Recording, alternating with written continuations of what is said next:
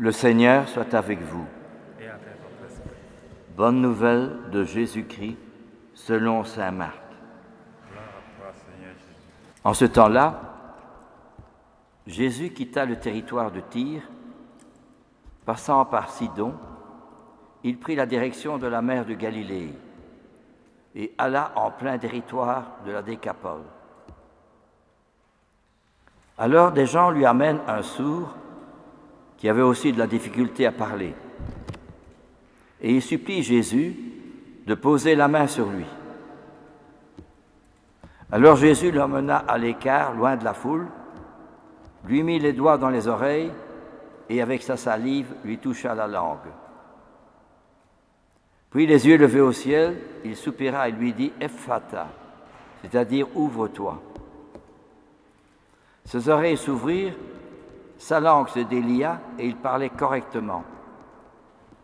Alors Jésus leur ordonna de ne rien dire à personne, mais plus il leur donnait cet ordre, plus ils le proclamaient.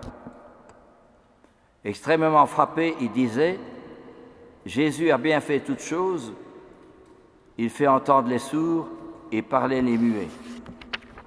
Acclamons la parole de Dieu. » Louange à toi, Seigneur Jésus. Dans tout récit évangélique et dans toute parole de Dieu, le Seigneur a chaque fois un message personnel à me confier. À travers chaque parole de Dieu, le Seigneur m'attend et veut me confier un message personnel, à moi personnellement, pas peut-être à tous, mais à moi personnellement. Et il m'appelle par mon prénom.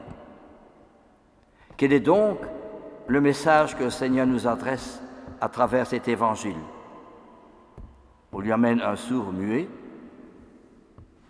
il l'amène à l'écart, met les doigts dans les oreilles, avec sa salive, lui touche à la langue, et il dit « Ephphatha », c'est-à-dire « ouvre-toi ». Ses oreilles s'ouvrirent, sa langue se délia, et il parlait correctement. Qu'est-ce que cela veut dire? Ça veut dire que aujourd'hui, moi comme les autres d'ailleurs, j'ai raison. Moi je sais bien ceci. On est fier et on est certain de ce qu'on a, des études qu'on a faites, des raisonnements que l'on tient, des organisations, des sentiments, des paroles, des révélations, que sais-je encore. Moi je sais, moi je sais. Moi je suis plus fort, c'est moi que le premier. Que de fois le moi-je est en première ligne. Eh bien, Jésus a une parole quand même étonnante. Il dit, je suis venu pour que ceux qui sont sourds, de ceux qui sont aveugles, voient. Et que ceux qui voient deviennent aveugles.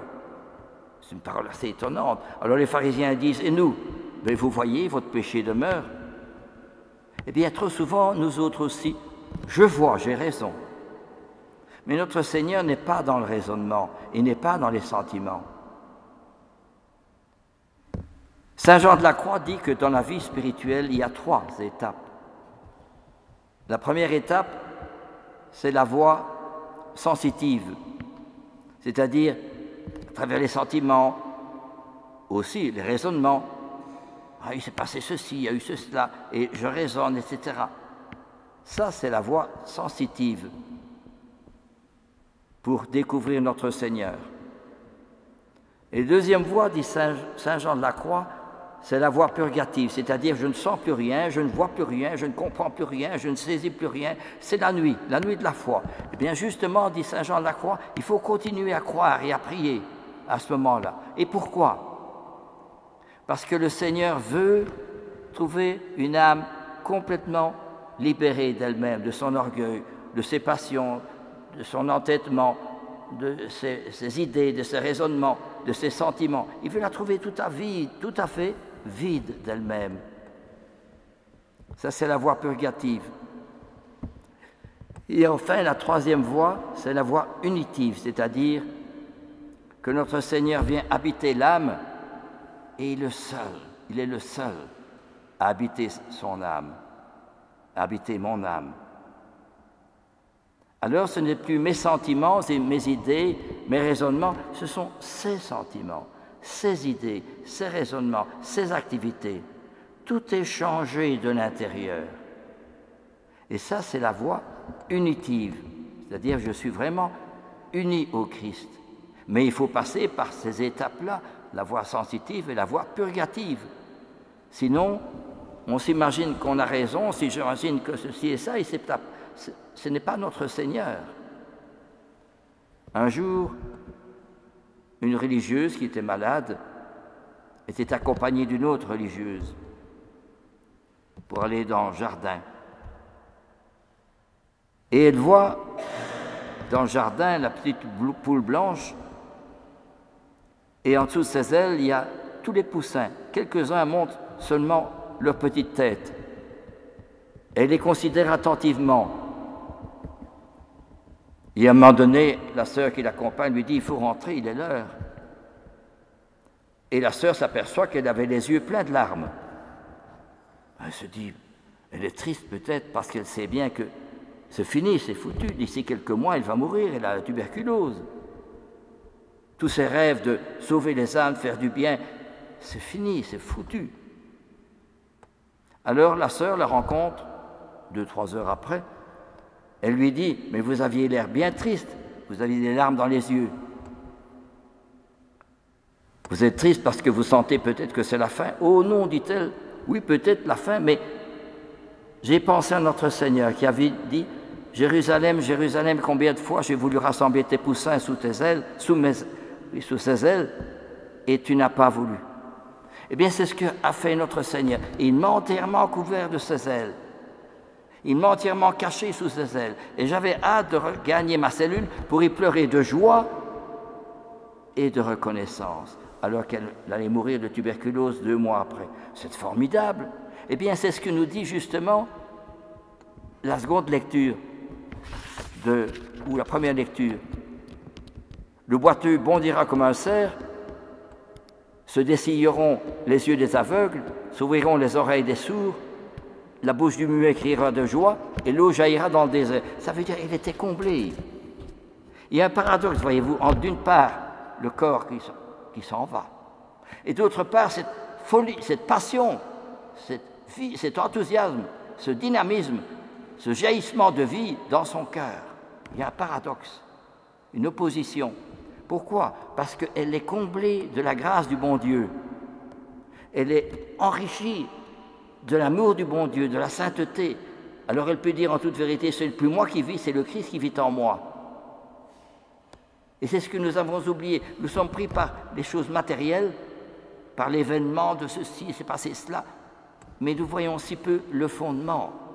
Parce que c'est cela qui nous manque, c'est le fondement. C'est Jésus qui vient habiter mon cœur. Ce n'est plus moi qui vis, c'est le Christ qui vit en moi. Parce que Jésus a soif de revivre sa propre vie à travers moi.